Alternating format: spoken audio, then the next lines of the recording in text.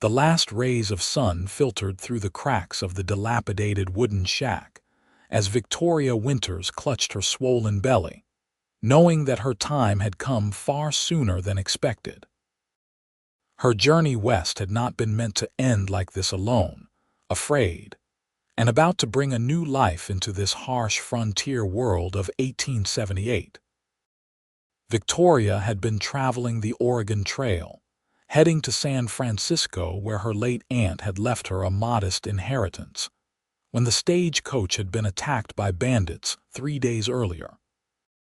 In the chaos, she'd been separated from her fellow travelers, wandering for miles before finding this abandoned homestead near what she believed was the Snake River in Idaho Territory.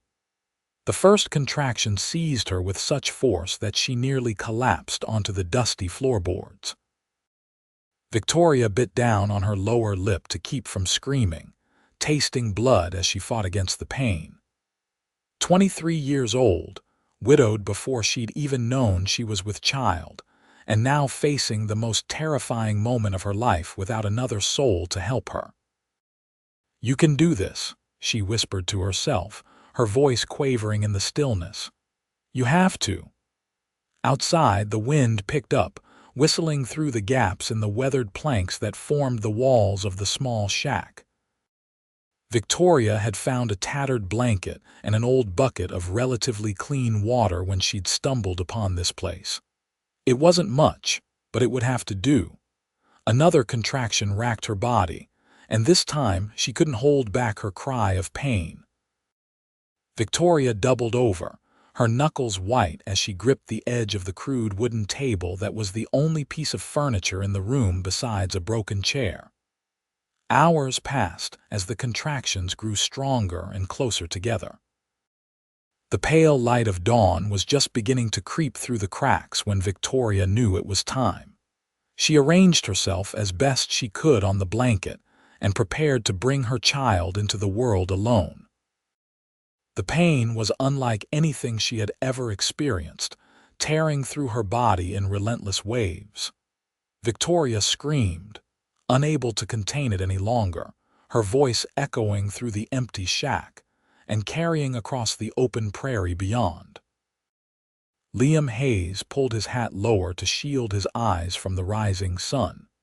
He'd been trailing a small herd of cattle back to his modest ranch just outside of Willow Creek, a day's ride from Snake River, when he decided to cut across this stretch of land to save time. At 32, he'd built a life for himself in Idaho Territory after leaving behind a troubled past in Missouri. The solitude suited him, though the loneliness ate at him more with each passing year. His chestnut gelding, Rusty, suddenly perked up its ears, head turning toward an old abandoned homestead in the distance. Liam had passed it countless times and knew it had been empty for years, ever since the Thompsons had given up their dream of farming this difficult land and moved back east. "What is it, boy?" Liam murmured, patting the horse's neck. Then he heard a woman's scream, distant but unmistakable. Liam's heart lurched in his chest. He immediately kicked his horse into a gallop, racing toward the dilapidated structure, one hand instinctively moving to check his revolver was secure in its holster. Bandits were known to use abandoned homesteads, and in these parts, it paid to be cautious. As he approached, he heard another scream, this one clearly born of pain rather than fear. Liam dismounted quickly, tying Rusty to a post before cautiously approaching the shack, his hand hovering near his gun. "Hello? Anyone in there?" he called out, his deep voice carrying over the wind. Victoria froze at the sound of the male voice, terror gripping her heart. Was it one of the bandits who had attacked the stagecoach? She had no weapon, no means to defend herself or her unborn child. "Please." She managed to call back, her voice weak and strained. "I need help." Liam pushed open the door, the hinges creaking loudly in protest. What he saw inside stopped him in his tracks. A young woman with auburn hair matted to her forehead with sweat lay on a filthy blanket, her dress soaked with blood and fluid, her face contorted in pain. It was immediately clear what was happening. "Madam," he said, removing his hat quickly and stepping inside. I heard your cries." "The baby," Victoria gasped, another contraction seizing her. "It's coming now." Liam had helped deliver calves and foals on his ranch, but never a human baby.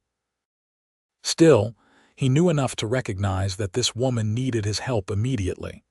Setting aside his discomfort, he rolled up his sleeves and knelt beside her.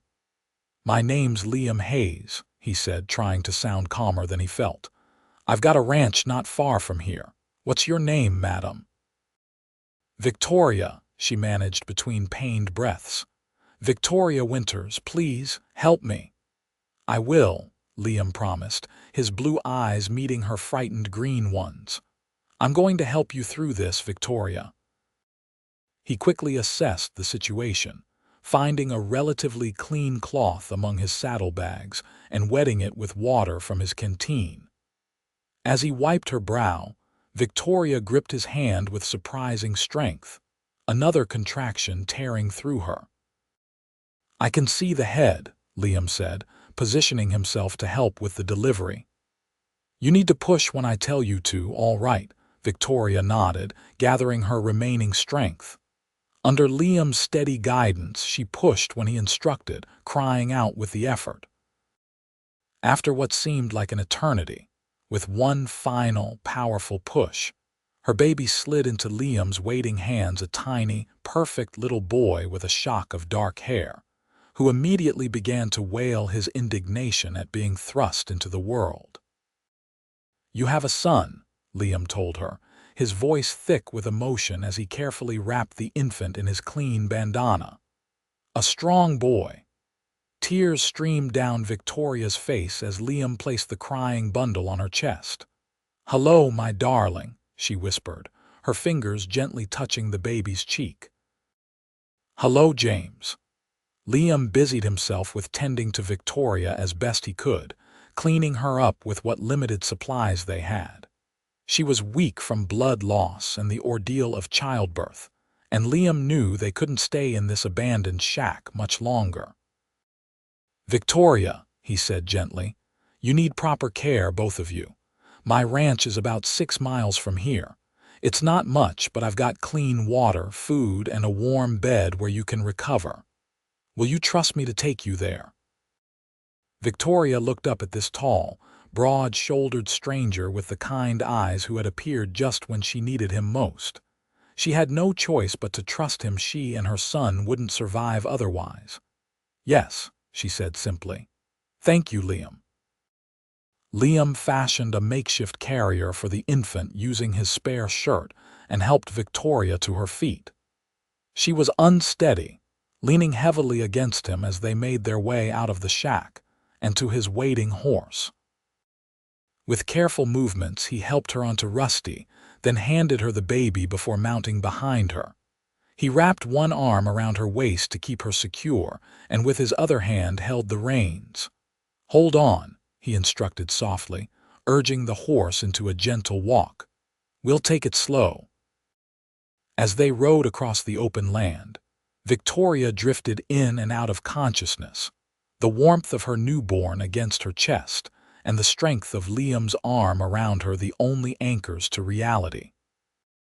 Behind them, the abandoned shack grew smaller in the distance, a lonely silhouette against the vast Idaho sky.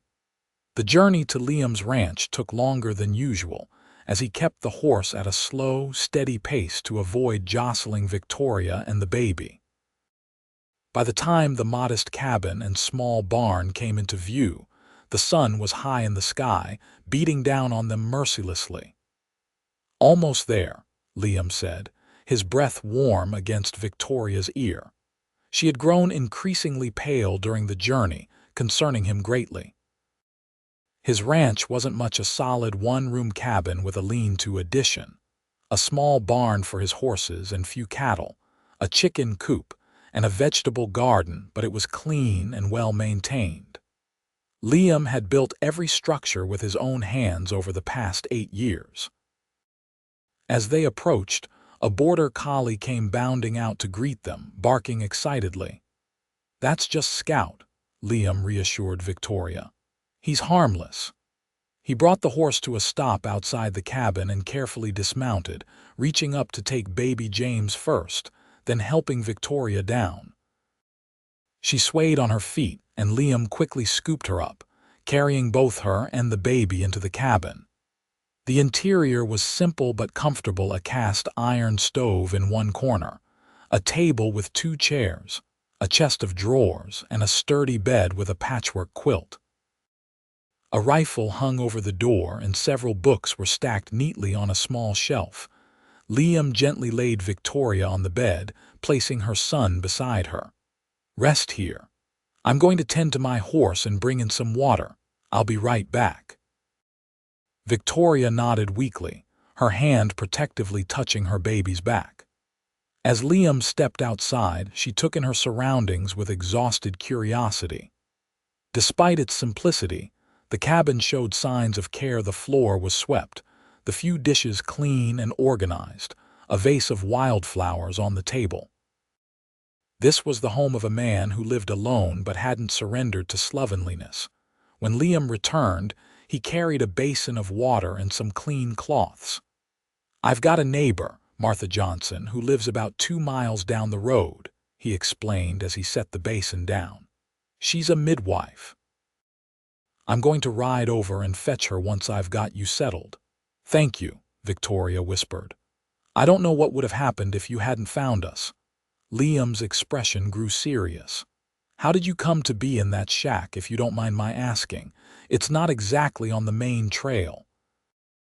Victoria briefly explained about the stagecoach attack and how she'd become separated from the other passengers, wandering until she found shelter. Liam listened intently, his jaw tightening at the mention of the bandits. "The Fuller gang," he muttered. "They've been terrorizing this area for months. The sheriff's been trying to track them down, but they know the territory too well." He paused. "I'm sorry that happened to you, especially in your condition." "It wasn't your fault," Victoria said softly, stroking James's tiny hand as he slept. "And you saved us both." Liam's cheeks colored slightly. "I did what anyone would do." He cleared his throat. "I'll ride for Mrs. Johnson now. Try to rest. There's water here if you get thirsty, and I won't be gone long." After Liam left, Victoria dozed fitfully, waking whenever James stirred or cried. She managed to feed him, marveling at the instinct that seemed to guide them both through this new experience of motherhood. As she held her son, Victoria thought about the strange twist of fate that had brought them to this place, to this man's home. William, her husband of barely a year, had died of pneumonia just 2 months after they were married, before she even knew she was carrying his child. With no family left in Boston except for distant cousins, who made it clear they had no interest in supporting a pregnant widow, Victoria had decided to use what little money she had to travel west to claim her inheritance, a small house and shop left by her eccentric Aunt Margaret, who had scandalized the family by leaving Boston for the adventure of San Francisco 20 years earlier. Now, here she was, hundreds of miles from her destination, with a newborn son and completely dependent on the kindness of a stranger. Victoria closed her eyes, tears slipping down her cheeks as the enormity of her situation washed over her.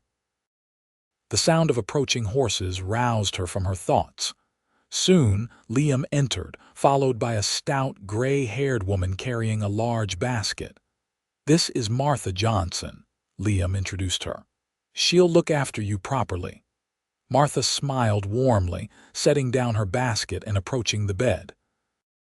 "Well now, let's have a look at you and this little one, shall we? Mr. Hayes tells me you had quite an adventure." For the next hour, Martha examined both Victoria and James, declaring the baby perfectly healthy and Victoria in need of rest and good food, but otherwise recovering well from the birth. "You're lucky," she told Victoria, "giving birth alone in such conditions." "Well, I've seen women and babies who didn't fare nearly as well." While Martha tended to Victoria, Liam prepared a simple meal of beans, bacon, and cornbread. The aroma filled the small cabin, making Victoria realize how hungry she was. After examining the baby one more time, Martha packed up her things. "I'll come back tomorrow to check on you both," she promised. "In the meantime, plenty of rest, plenty of fluids, and don't hesitate to send Mr. Hayes for me if anything concerns you." After Martha left, Liam brought Victoria a plate of food and a cup of coffee. "It's not fancy," he apologized, "but it's filling." "It smells wonderful," Victoria assured him, sitting up carefully against the pillows, James sleeping peacefully beside her. "I can't thank you enough for everything you've done." Liam shrugged, clearly uncomfortable with the gratitude. "It's nothing, just being neighborly." As they ate, Liam told her about his ranch, how he'd come to Idaho Territory after the war, looking for a fresh start. He'd worked various jobs, cowhand, miner, even a brief stint as a deputy before saving enough to claim this land. "It's not much compared to some of the big spreads," he admitted, "but it's mine. I raise enough cattle to get by, grow what vegetables I can, and do some hunting. It's a good life, mostly." Victoria heard the hint of loneliness in that "mostly," but didn't comment on it. Instead, she told him about Boston, her brief marriage, and her plans to reach San Francisco. "Once I'm recovered, I'll continue my journey," she said, though the thought of traveling again so soon with a newborn filled her with dread. Liam frowned. "That's still hundreds of miles across rough country, and with a new baby." He trailed off, then straightened. "You're welcome to stay here until you're fully recovered. No need to make any decisions right away." Victoria hesitated, then nodded. "Thank you. I appreciate that." As night fell, Liam made a pallet for himself on the floor, insisting that Victoria and James keep the bed. Despite her exhaustion, Victoria found sleep elusive, her mind racing with uncertainty about the future. Across the room, she could hear Liam's steady breathing, occasionally punctuated by a soft snore. Strange, she thought, how quickly life could change. Yesterday, she had been alone and frightened, facing childbirth in an abandoned shack. Today, she and her son were safe, cared for by a kind stranger who asked nothing in return. As she finally drifted off to sleep, Victoria wondered what tomorrow would bring. The next few days established a routine. Martha Johnson visited daily, checking on Victoria and the baby and bringing supplies, clean clothing for Victoria, borrowed from her daughter who lived in town, baby blankets, and a basket of essentials for the infant. Liam went about his ranch work during the day, tending to his small herd of cattle, maintaining fences and caring for his vegetable garden, but was always nearby if Victoria needed anything. By the end of the first week, Victoria was able to move around the cabin, insisting on helping with cooking and light chores despite Liam's protests that she should rest. "I can't just lie in your bed forever," she pointed out reasonably, as she stirred a pot of stew on the stove. "Besides, it feels good to be useful."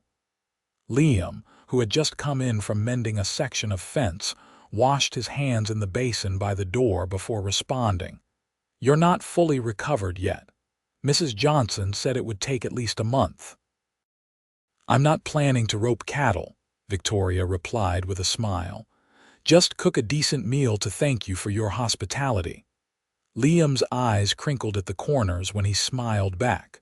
"Wouldn't turn down a home-cooked meal, that's for certain." "My cooking skills are limited to not burning things too badly." As they ate dinner that evening, James sleeping peacefully in a makeshift cradle Liam had constructed from a wooden crate padded with blankets, Victoria broached the subject that had been weighing on her mind. I should think about continuing to San Francisco soon, she said, not meeting Liam's eyes. I've imposed on your kindness long enough. Liam set down his fork. It's not an imposition, and like I said before, traveling that distance with a newborn won't be easy. The next stagecoach isn't due through Willow Creek for another 2 weeks anyway. Victoria looked up, surprised. You've checked? I asked when I was in town for supplies yesterday, Liam admitted. Thought you might be wondering. He hesitated, then added, There's no rush, Victoria. You and James are welcome here for as long as you need. The sincerity in his voice warmed something deep inside her. Since William's death, Victoria had felt adrift, with no real home or family to anchor her. Here in this simple cabin with this quiet, steadfast man, she had found a temporary harbor. Thank you, she said softly. Perhaps a few more weeks would be wise, until James is a bit stronger for the journey. Liam nodded, satisfaction evident in his expression. Good. That's settled then. The next day, Victoria was hanging laundry on the line outside the cabin when she saw a cloud of dust approaching from the direction of town. As it drew closer, she made out a rider on a bay horse, moving at a steady trot. Liam, she called, turning toward where he was chopping wood near the barn. Someone's coming. Liam set down his axe and walked over, shading his eyes against the sun. That's Sheriff Miller, he said after a moment. Wonder what brings him out this way. The sheriff, a stocky man with a thick mustache and weathered skin that spoke of years under the harsh western sun, reined in his horse as he reached them. Hayes, he greeted Liam with a nod, then tipped his hat to Victoria. Madam. Sheriff, Liam responded. What can I do for you? Wanted to ask if you've seen any sign of the Fuller gang in these parts. They hit another stagecoach 2 days back, just north of here.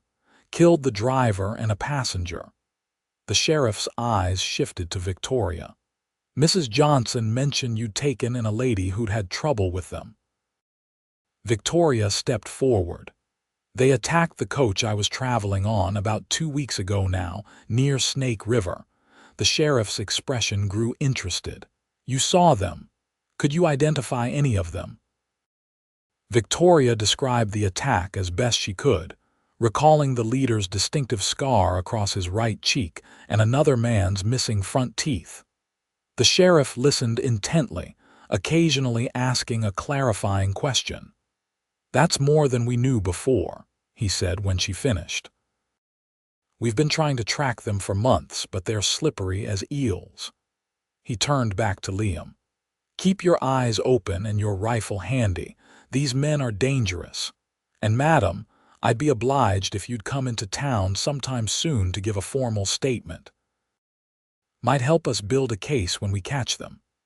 After the sheriff departed, Victoria noticed that Liam seemed troubled, his jaw set in a tight line as he returned to his wood chopping with more vigor than before. What's wrong?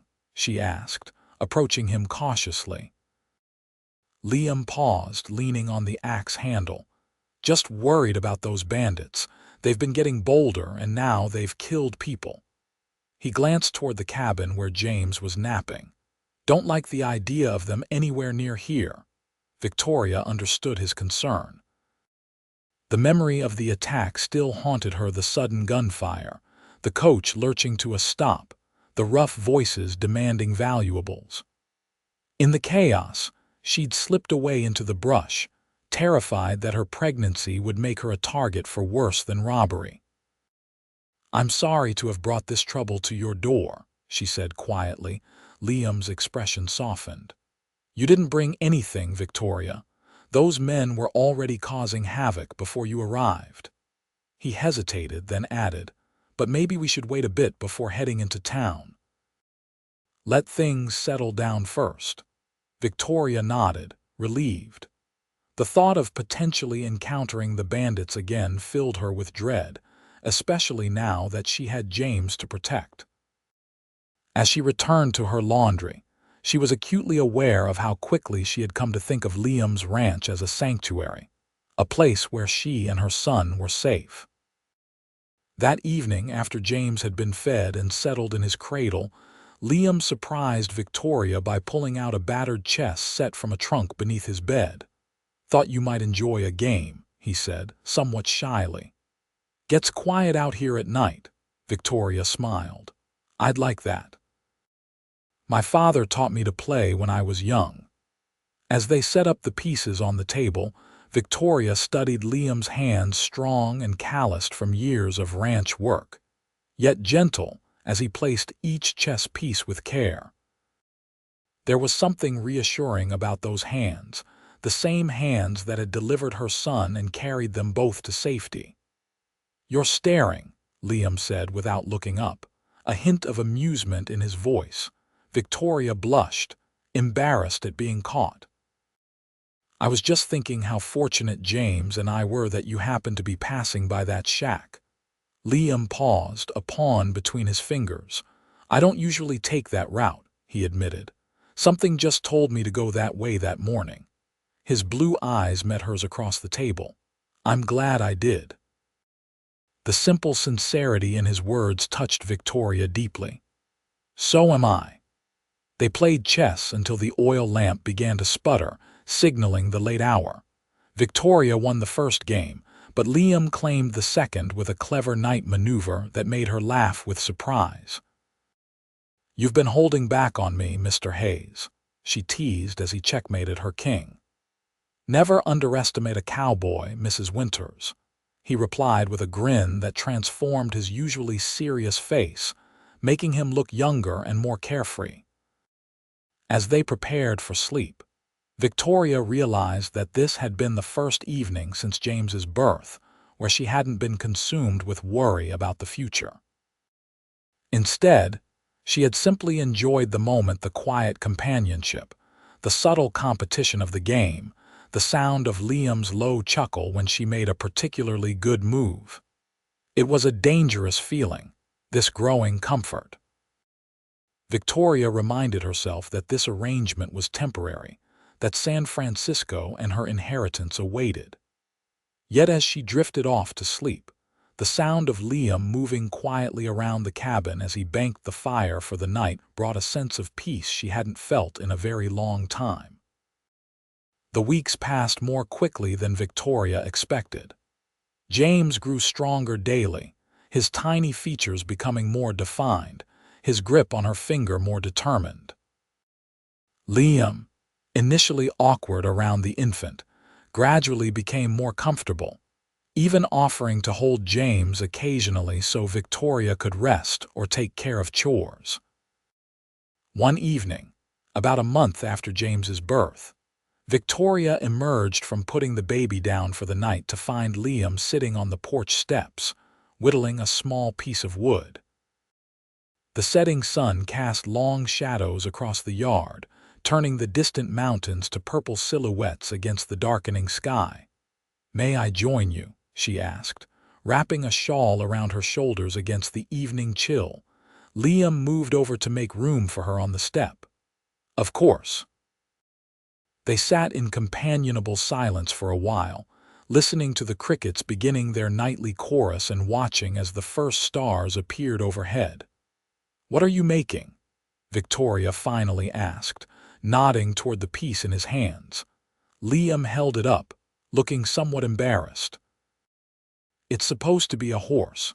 Thought James might like a toy when he gets a bit older." He turned the rough carving in his hands. "Not very good at this, I'm afraid." Victoria took the small wooden figure, her fingers brushing against his. "I think it's wonderful and very thoughtful." Liam shrugged, but she could tell he was pleased by her response. "Made a few toys for my brother's children back in Missouri. Haven't seen them in years, though." It was the first time he had mentioned having family elsewhere. "Do you miss them?" Victoria asked gently. Liam was silent for so long that she thought he might not answer. Finally, he said, "Sometimes. My brother Tom and we took different paths after the war. He couldn't understand why I wanted to come west." "And why did you?" Victoria asked, genuinely curious about this man who had become so important to her and James. Liam's fingers continued to work the wood as he spoke. Saw too much death during the war. Needed space, I guess. Room to breathe. To remember who I was supposed to be.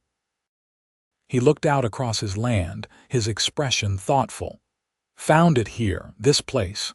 It heals something inside me that was broken. Victoria understood. Though she had never experienced the horrors of war, she knew what it was to seek healing in a new place, to hope that distance might somehow ease the pain of loss. I think we're all looking for that, she said softly. A place that feels like home.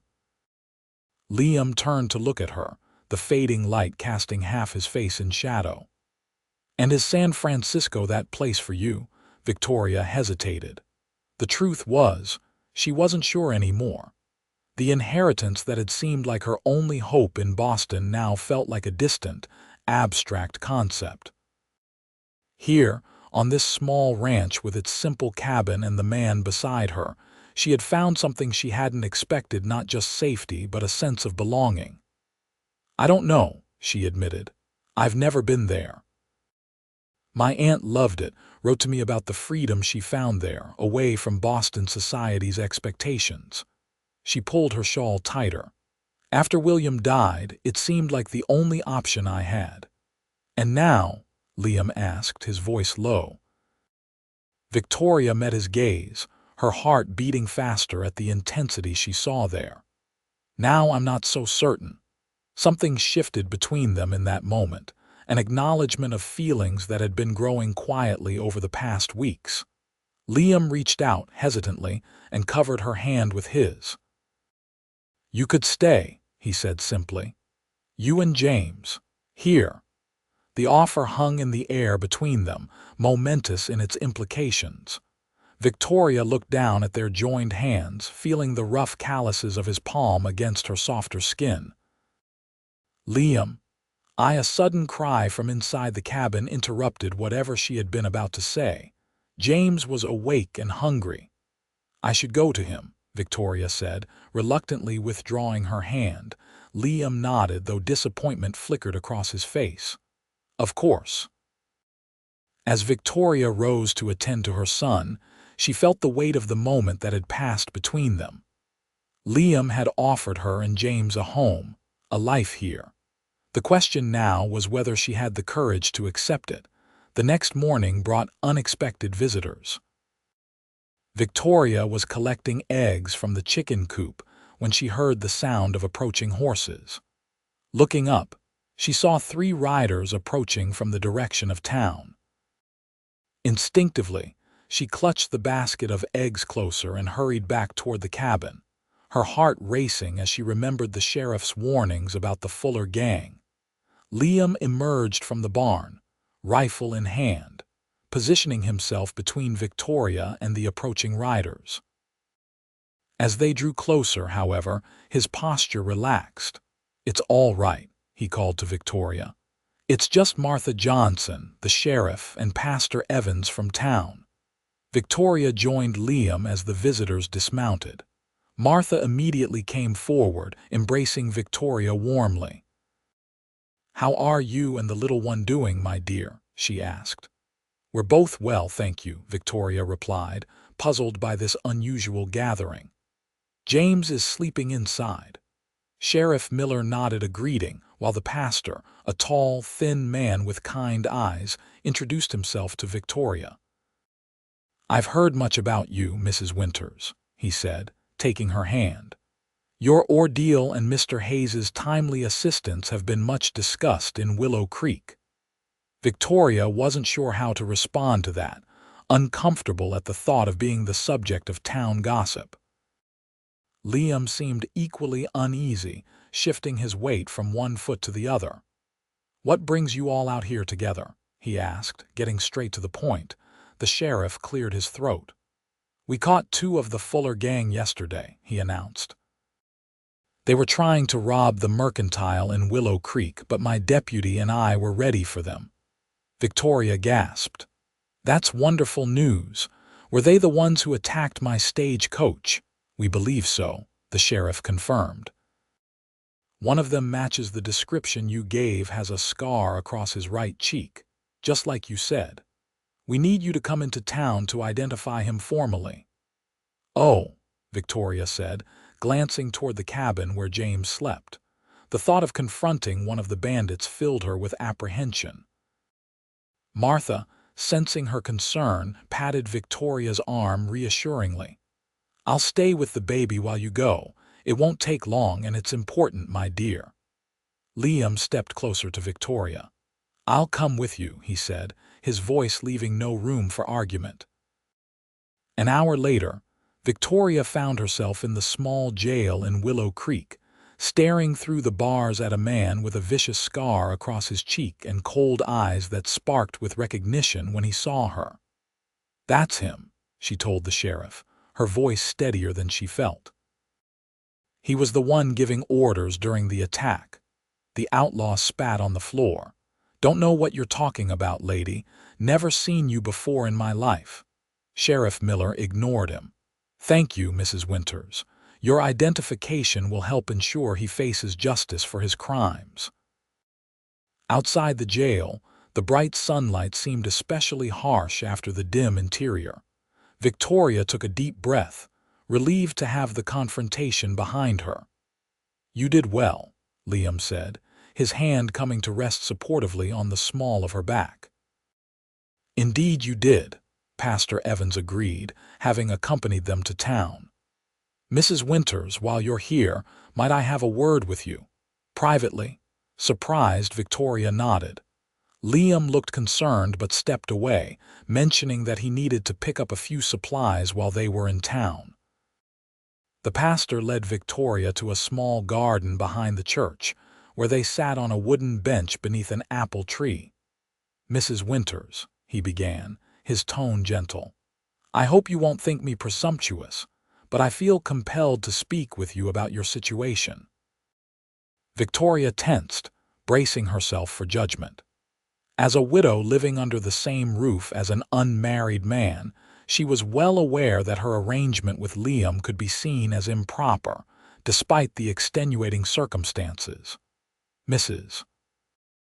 Johnson has explained the circumstances of your arrival here," the pastor continued. "And I want you to know that no one in our community judges you for accepting Mr. Hayes's help in your time of need." "Thank you," Victoria said cautiously, not entirely sure where this conversation was headed. Pastor Evans folded his hands in his lap. "However, as time passes, considerations of propriety become more pressing. You understand, I'm sure." Victoria felt her cheeks warm. "Of course. I've been planning to continue to San Francisco once James is strong enough to travel." "I see." The pastor nodded thoughtfully. "And is that still your intention?" Victoria hesitated, remembering her conversation with Liam the previous evening, the unspoken feelings between them, his offer that she and James could stay. "I'm not entirely certain anymore," she admitted. A knowing smile crossed the pastor's face. "Mrs. Johnson mentioned that there might be developing affections between you and Mr. Hayes." Victoria looked down at her hands, embarrassed that their feelings were so transparent. "Mrs. Johnson is very observant," she said diplomatically. The pastor chuckled. "She sees much, our Martha, but in this case, I believe her observations align with what I've witnessed today." He leaned forward slightly. "Mrs. Winters, Victoria, if I may, it's clear that Mr. Hayes cares deeply for you and your son.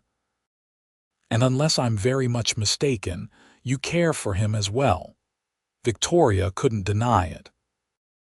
In the weeks since James's birth, her gratitude toward Liam had deepened into something far more profound: respect for his quiet strength, admiration for his kindness, and yes, affection that grew stronger each day. "I do," she acknowledged softly, "but it's complicated.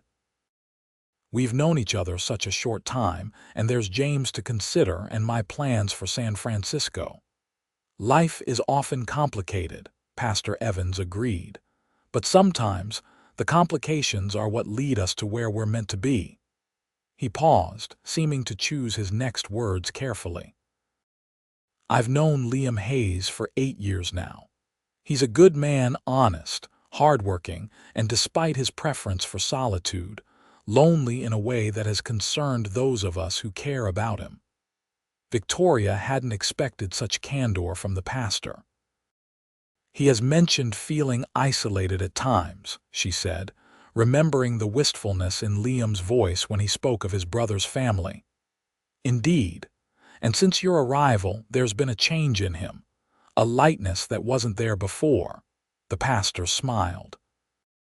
I believe you've been good for each other, Victoria. And should you decide that your future lies here rather than in San Francisco, I would be honored to officiate a wedding that would formalize your arrangement and silence any potential gossip. Victoria's breath caught at the direct mention of marriage. Of course, if she were to stay, that would be the proper course.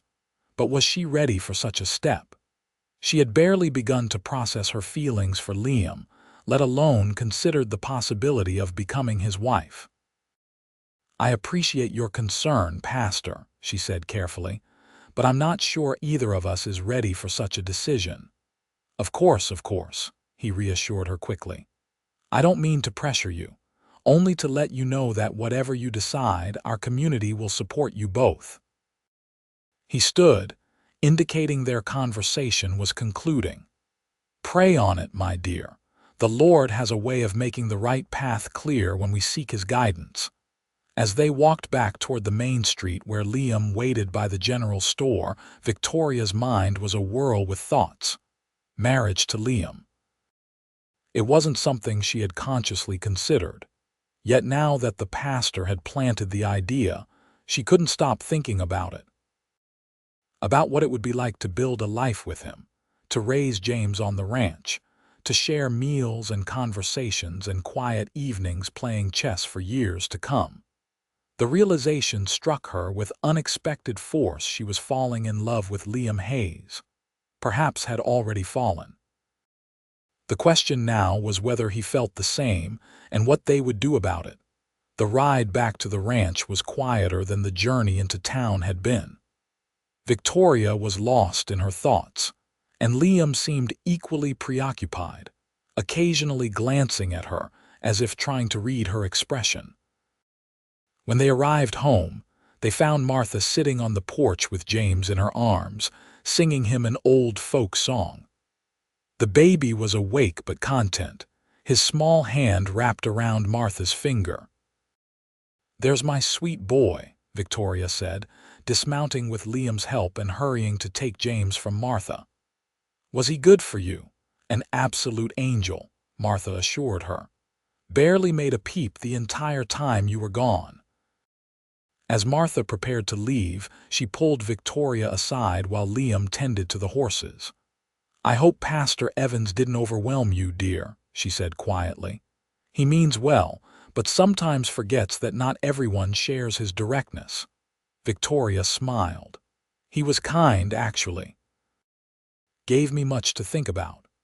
Martha patted her cheek affectionately. I've no doubt. Just remember that matters of the heart can't be rushed, no matter what propriety dictates.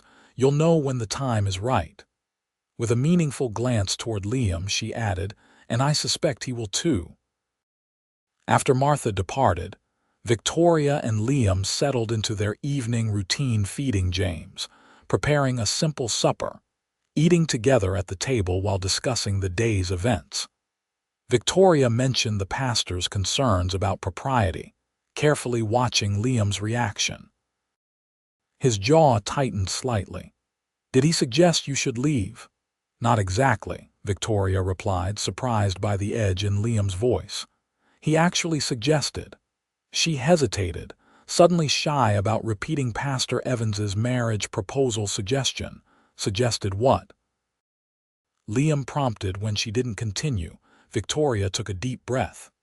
That if I were to stay, we might consider formalizing our arrangement to avoid gossip. Understanding dawned in Liam's eyes. He suggested we marry.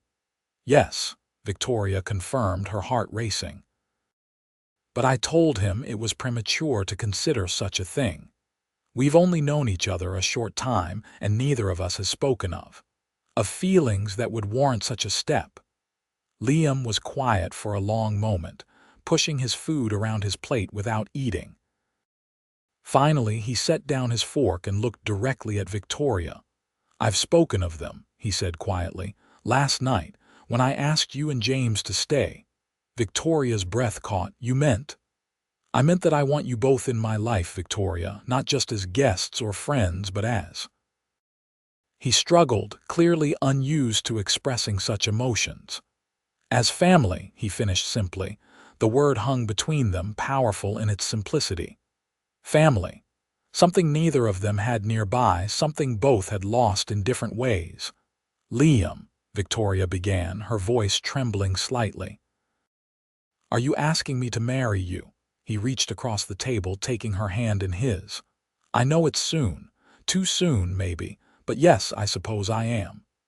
His eyes, so blue and earnest, held hers steadily. "I've grown to care for you, Victoria, more than I expected to. More than I thought possible after keeping to myself for so long. And James, well, I already think of him as—" He trailed off, seemingly unable to find the right words. "As your son," Victoria supplied gently. Liam nodded, a vulnerability in his expression that she had never seen before. "Yes. Though I know he isn't, and I'd never try to replace his real father." Victoria squeezed his hand. "William never had the chance to be James's father. He died before James was even born." Her eyes filled with tears, but they weren't tears of grief. "If James were to have a father in his life, I can't imagine a better one than you." Hope bloomed in Liam's eyes. "Does that mean—" "It means," Victoria said, her heart finally clear on what she wanted, "that I would be honored to become your wife, Liam Hayes. If you'll have us, James and I would like nothing more than to build a life here with you." In one fluid motion, Liam was out of his chair and kneeling beside hers, still holding her hand. "Nothing would make me happier," he said, his voice rough with emotion. Then, slowly, giving her every chance to pull away, he leaned forward and pressed his lips to hers in their first kiss. It was gentle and sweet, a promise of the love that had grown between them against all odds. When they parted, Victoria saw a future unfolding before them, a future far different from the one she had envisioned when she left Boston, but infinitely more precious. "I love you," Liam whispered, the words clearly unfamiliar on his tongue but no less sincere for it.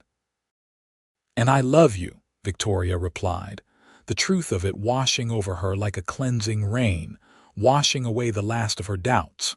From his cradle by the fire, James let out a small cry, as if sensing the momentous shift in his world. Victoria and Liam both laughed, the tension of the moment breaking. "He approves," Liam said with a grin, helping Victoria to her feet. "Of course he does," Victoria replied, moving to pick up her son.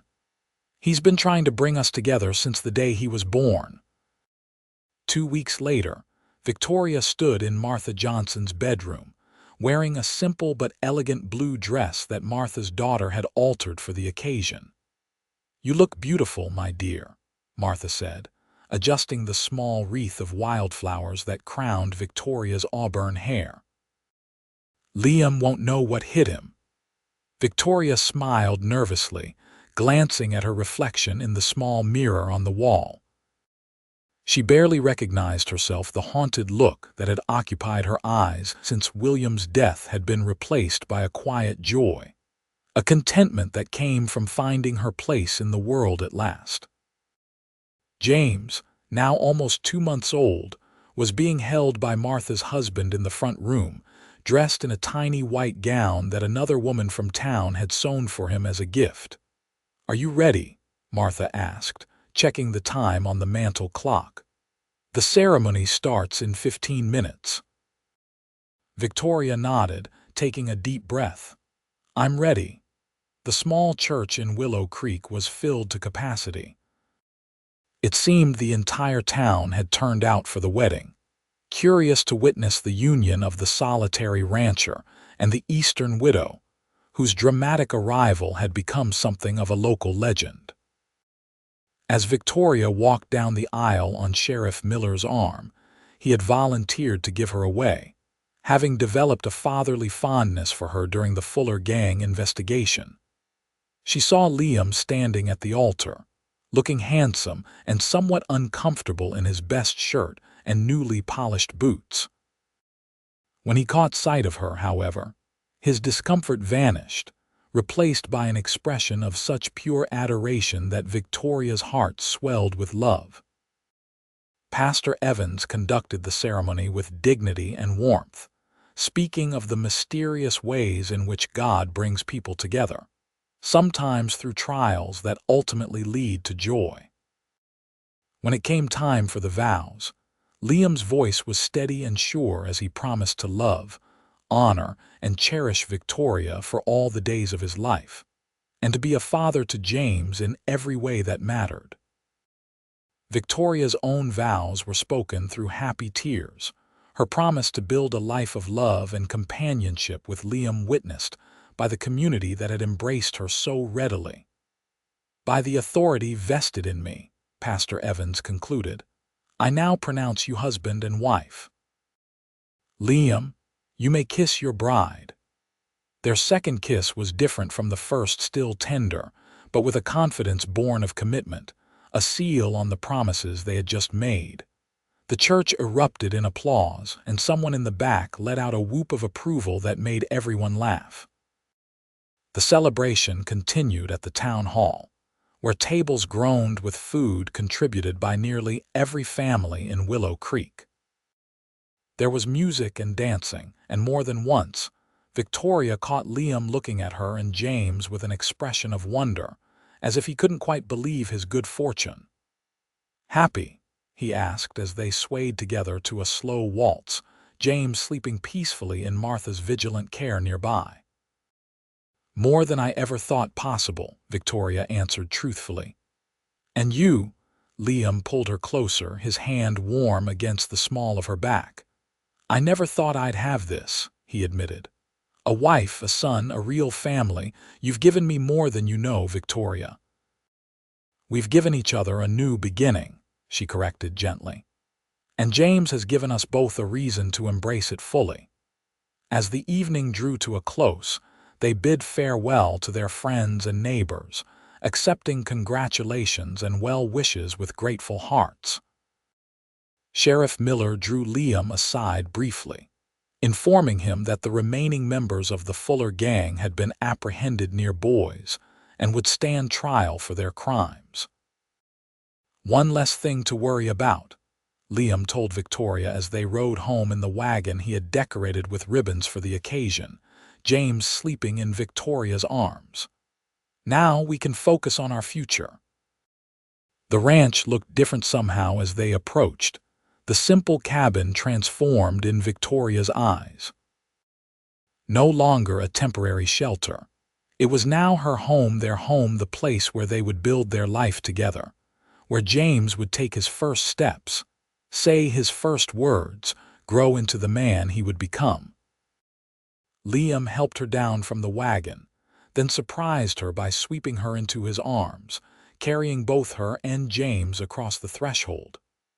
"Welcome home, Mrs. Hayes," he said softly, setting her gently on her feet in the middle of the cabin that now felt so familiar and dear. "It's good to be home," Victoria replied, meaning it with all her heart. She laid the sleeping James in his cradle, which Liam had moved into the small lean-to addition that would serve as the baby's room until they could build a proper addition to the cabin. When she turned back, Liam was watching her with a tenderness that made her breath catch. Slowly, he removed his hat and set it aside, then held out his hand to her. Victoria took it without hesitation, allowing him to draw her into his embrace.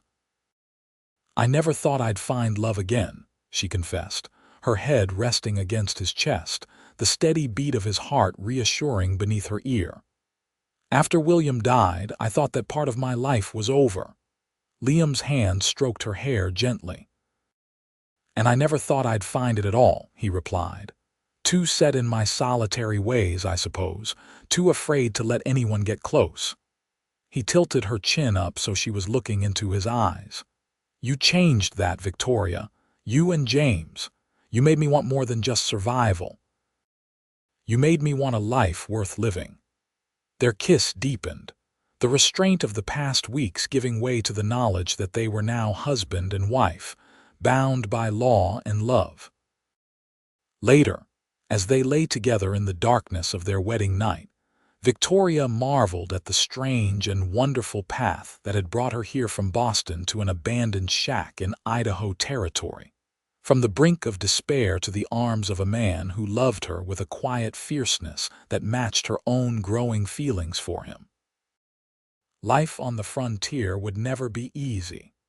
There would be hard winters and dry summers, illness and hardship, challenges that they couldn't yet foresee. But they would face them together, strengthened by the unexpected love that had blossomed between them, and by the tiny life they were both committed to nurturing. As Victoria drifted toward sleep, Liam's arm securely around her waist, she offered a silent prayer of gratitude for the twist of fate that had brought her to that abandoned shack, for the cowboy who had heard her cries, and for the family they had become. 5 years passed, bringing both joy and the inevitable challenges of frontier life. The Hayes Ranch prospered under Liam and Victoria's combined efforts. They had expanded the cabin, adding 2 more rooms and a proper porch where Victoria often sat in the evenings, watching James play with his younger brother, Thomas William Hayes, born exactly 2 years after Liam and Victoria's wedding day. James, now 5, had grown into a curious, adventurous boy with his mother's green eyes, and a steadiness of character that reminded Victoria of Liam. Though he knew the story of his birth, and that Liam was not his biological father in every way that mattered, Liam was his pa, and the bond between them was unshakable. 3-year-old Thomas, or Tommy as everyone called him, had inherited Liam's blue eyes and the auburn hair that Victoria had passed to both her sons. He was more rambunctious than his older brother, always eager to help with ranch chores, and frequently getting into mischief that left his parents alternating between exasperation and amusement. On this particular evening, as summer gave way to fall, the family sat on the porch together, enjoying the crisp air and the spectacular sunset that painted the western sky in shades of gold and crimson. Victoria held her newest addition, 2-month-old Elizabeth Margaret Hayes, while Liam supervised the boys' game of marbles on the flat ground in front of the porch. "Pa, Tommy's not playing fair," James protested, as his younger brother scooped up several marbles at once. "M2. Tommy countered indignantly. Liam chuckled, ruffling Tommy's hair. "1 marble at a time, son. Remember the rules we talked about." Tommy reluctantly returned the extra marbles to the circle. "Sorry, James." Victoria smiled, watching the interaction. Liam had proven to be a natural father, patient, firm when needed, and endlessly loving. In the 5 years of their marriage, she had never once regretted her decision to stay, to build this life with him instead of continuing to San Francisco.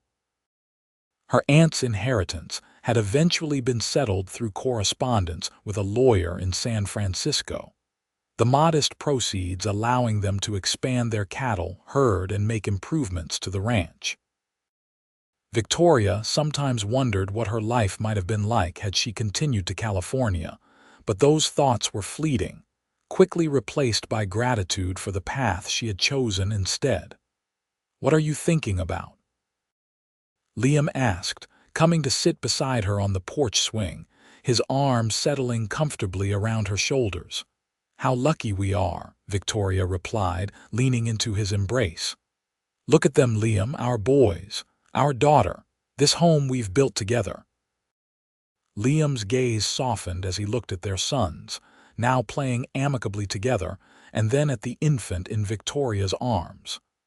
"Luckiest man in Idaho Territory," he agreed, pressing a kiss to her temple.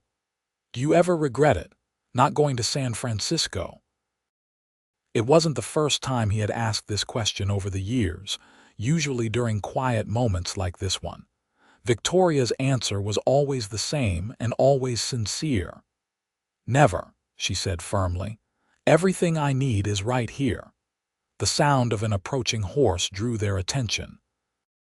Visitors were not uncommon. Their ranch had become something of a social hub over the years, with friends from town stopping by regularly. But it was getting late for casual calls. Liam stood, moving to the edge of the porch as a rider came into view, a tall figure on a chestnut horse that looked as though it had traveled a considerable distance. "Boys, come up on the porch with your mother," Liam instructed, his tone causing both James and Tommy to obey immediately, sensing their father's sudden alertness. As the rider drew closer, Victoria could make out a man about Liam's age, with similar features that triggered a flash of recognition even before Liam spoke. "Tom," Liam called, disbelief evident in his voice. "Tom Hayes." The rider reined in his horse, a broad smile spreading across his face. "Little brother, thought I might find you here." Victoria watched as Liam's expression transformed from cautious to joyful. He bounded down the porch steps, meeting his brother as the older man dismounted. They embraced tightly, slapping each other's backs in the manner of men who aren't quite comfortable with showing emotion but feel it deeply nonetheless. "What in the world are you doing here?" Liam asked as they separated. "Is everything all right back home?" Tom nodded. "Everything's fine." "Better than fine, actually. But it's been too long, Liam. The kids are growing up not knowing their uncle, and Sarah's been after me for years to make the trip out here." He glanced past Liam to the porch, where Victoria sat with the children. "And it seems I have family out here I've yet to meet as well." Liam turned, his face alight with happiness. "Victoria, come meet my brother Tom. Tom, this is my wife, Victoria, and our children James, Tommy, and little Elizabeth." Victoria rose carefully, cradling Elizabeth in one arm while holding Tommy's hand with the other. James followed close behind as they descended the porch steps. "It's a pleasure to finally meet you, Tom," Victoria said warmly, extending her free hand. "Liam has told me so much about you."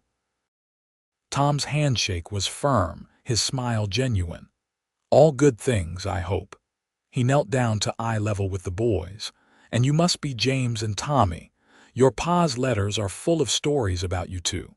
James stepped forward, studying this new uncle with curious eyes.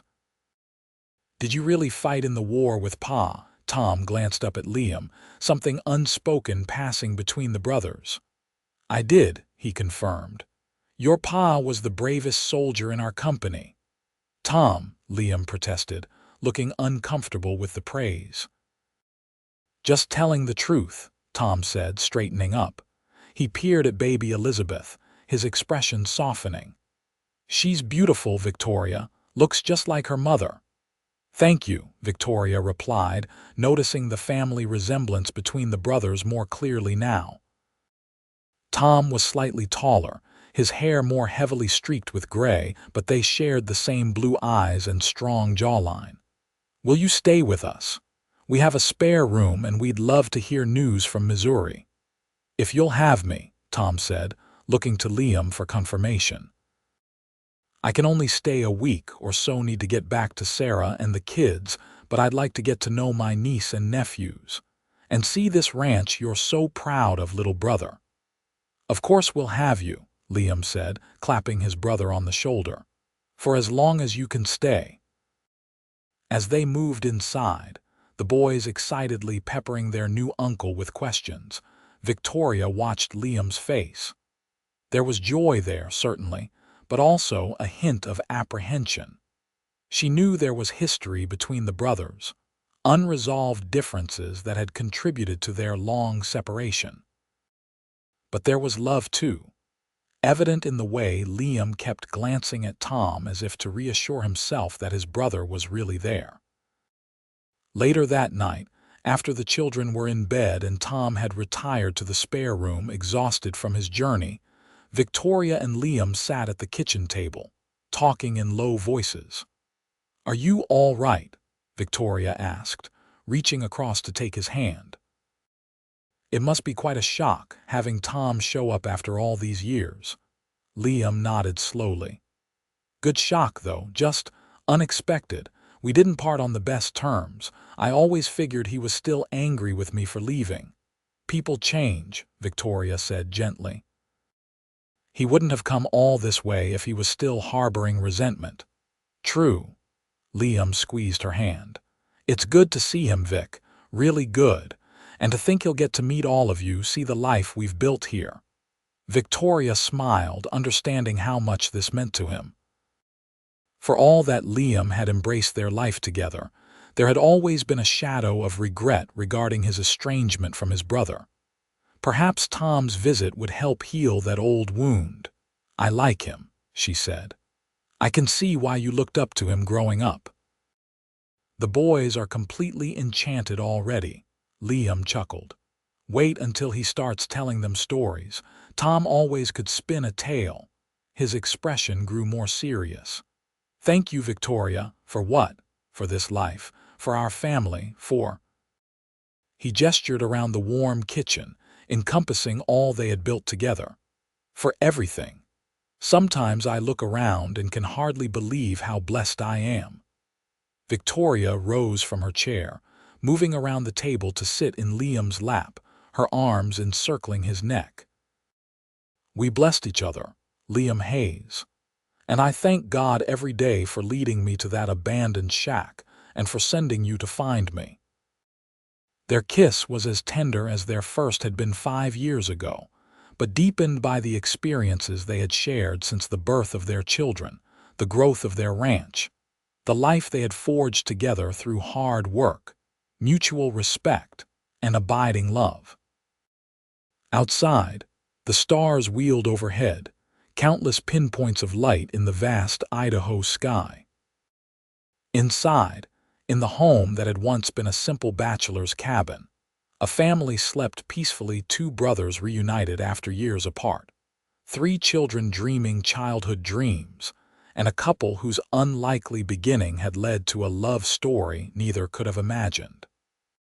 For Victoria Hayes, who had once given birth alone in an abandoned shack, afraid and uncertain of the future, this was more than she had dared to hope for. And for Liam, who had heard her cries and become the family she and James so desperately needed, it was the fulfillment of a longing he had carried in his heart for longer than he cared to remember. Together, they had found healing, purpose, and a love that would sustain them through whatever challenges lay ahead on the frontier they both now called home.